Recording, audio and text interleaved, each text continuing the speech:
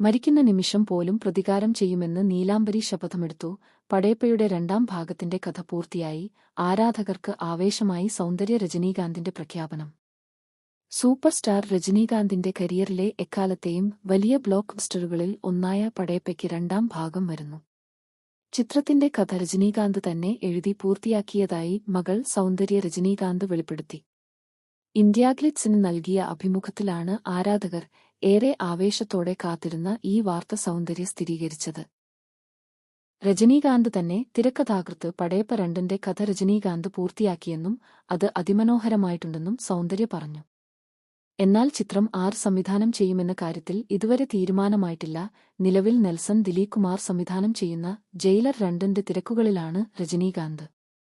ഇതിനുശേഷമായിരിക്കും പടയപ്പയുടെ രണ്ടാം ഭാഗത്തെക്കുറിച്ചുള്ള ഔദ്യോഗിക പ്രഖ്യാപനങ്ങൾ ഉണ്ടാകുക.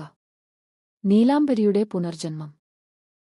ചിത്രത്തിന്റെ റീറിലീസിനോട് അനുബന്ധിച്ച് രജനീകാന്ത് തന്നെ രണ്ടാം ഭാഗത്തെക്കുറിച്ചുള്ള സൂചനകൾ നൽകിയിരുന്നു. മരിക്കുന്ന നിമിഷം പോലും പടയപ്പയോട് പ്രതികാരം ചെയ്യാനായി പുനർജനിക്കുമെന്ന് ശപഥം ചെയ്യുകയാണ് നീലാംബരി.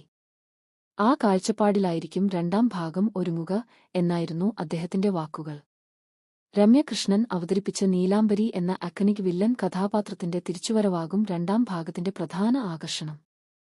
25 വർഷങ്ങൾക്ക് ശേഷവും മാറാത്ത പടയപ്പ ക്രേസ് 1999-ൽ കെ.എസ്. രവികുമാർ സംവിധാനം ചെയ്ത പടയപ്പ തെന്നിന്ത്യൻ സിനിമയിലെ തന്നെ നാഴികകല്ലാണ്.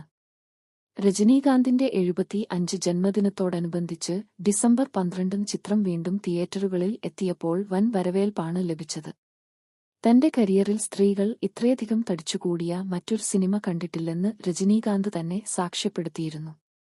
ശിവാജി ഗണേശൻ, സൗന്ദര്യ, ലക്ഷ്മി, രമ്യ കൃഷ്ണൻ തുടങ്ങിയ വമ്പൻ താരനിരയായിരുന്നു ചിത്രത്തിൽ അണിനിരന്നത്.